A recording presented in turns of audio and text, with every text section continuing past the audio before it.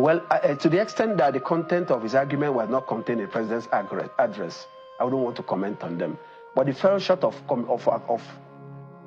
came close, or more like accused the governor of being behind the violence. And I thought also, if that was so, and if the two explosions that led to the declaration of state of emergency were real ground for it, there was even no time for investigation. They happened within 24 hours. And within the 24 hours, the declaration of state of emergency had been done. How sure are we that whatever briefing the president received had been subjected to proper scrutiny and found to be true? What if somebody just did that to set the stage for the declaration? I mean, what if? So I think it was hasty, it was unjustified. Would you say that the governor has been unfairly treated? If a governor has been treated in a manner not contemplated by the Constitution, it would be right to say he's been unfairly treated.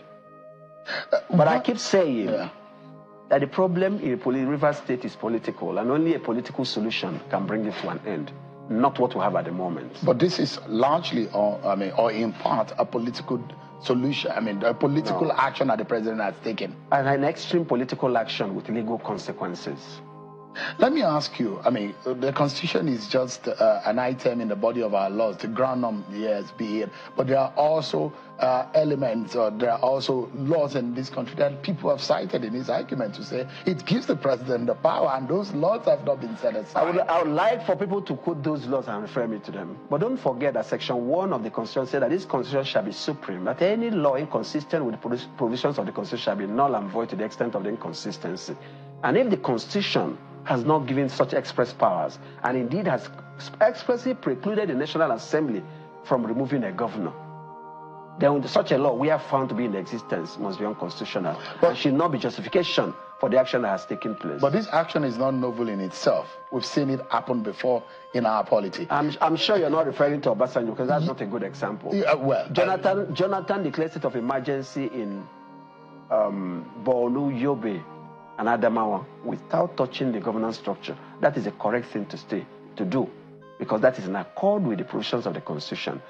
I think people's mistake is to have a mindset of the Republican Constitution, 1963 Constitution, and bringing the same into light with the 1999 Constitution, which has no such provision.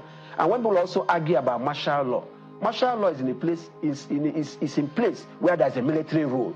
And there's no military rule in Nigeria at the moment. So we must be able to separate these sentiments and look at the law as it is at the moment, not as it used to be, or as it may have been wrongly applied in the past. So if there is a precedent in governance and in government policy, Obasanjo's situation was a bad example. That would appear to be so. Jonathan's example is a correct example, is a constitutional example that ought to be followed at all times. But in this moment that we are talking, we've seen the administrator going about his duty.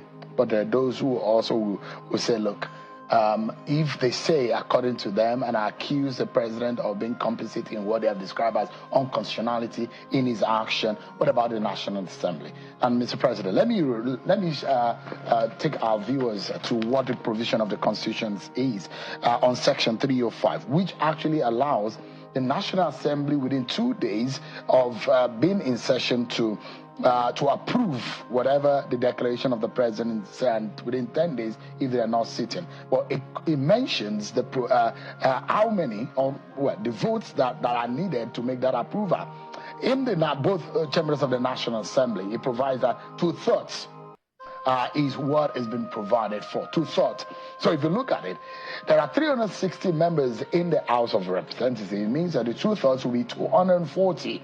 And in the Senate, approximately about 73 votes are needed to approve the decision of the president or the declaration of the state of emergency out of the 109 members in the red chambers. But there are those who have put a big question mark into the legislative procedures in the National Assembly. There are those who will say voice vote will never or should never have been used in any case. That apart from the attendance, it's supposed to be the number in the attendance, which is 240 out of whichever number of the lawmakers that will approve and 73 or thereabout of the senators who are seated who would have voted just like you vote to review any portion of the Constitution as prescribed by the Constitution for 2/3. But let me allow you to review how the National Assembly members, the role they played. They said 243 members were in the House of Reps. The Senate also said they had a quorum, and in fact they had the 2/3. Let me just say this.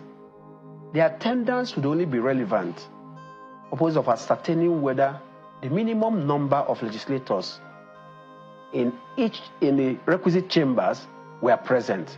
And for Senate, that would be 73. So if there were 68, 72, that means in no circumstance would it have been able to pass it. I didn't meet the minimum threshold for that business. For the House of Reps, that would be 240, right? Yeah, 240 for the House of Reps. That is for purpose of attendance. For purpose of voting, because not every person may have agreed, even though they were in attendance, you must take physical vote. Each person is voting, and you tallying the votes and announcing how many voted for, how many voted against, and how many have abstained. Ayes have it does not mean that everybody shouted aye.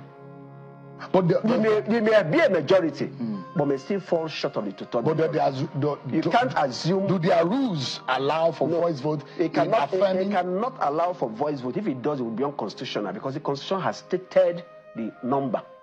The ayes have it may be on issue of on which side does it appear that majority lies. On issues bordering on the Constitution, you must tally the votes and show how many voted. Is there any provision for legislative review for whatever National Assembly members do? Because the implication of the fault or the error in the approval of the National Assembly is that it leaves the decision of the approver, so to say, to nullity. So Shego, I've had cause in the last few days to say that if the proclamation of a state of emergency is unconstitutional, the suspension is unconstitutional.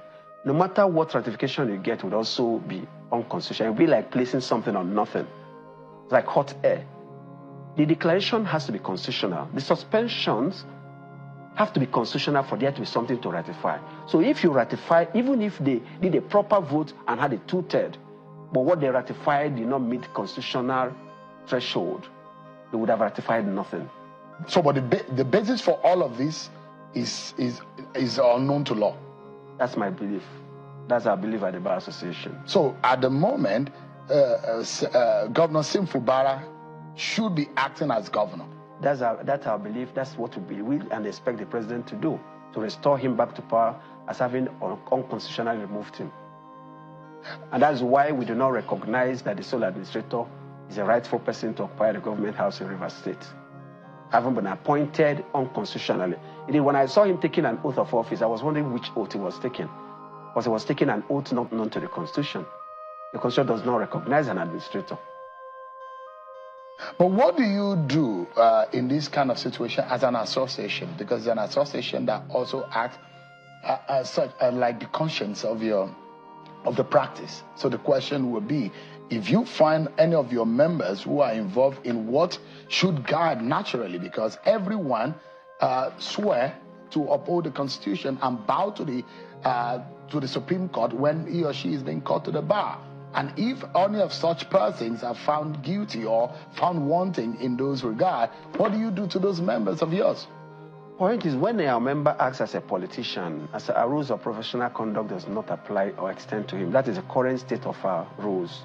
Maybe an amendment will so make it that if you're a lawyer and your conduct brings the association to disrepute or amounts to infamous conduct, you can be disciplined. For at the moment, we must be acting in your capacity as a legal practitioner for the rules to apply to you.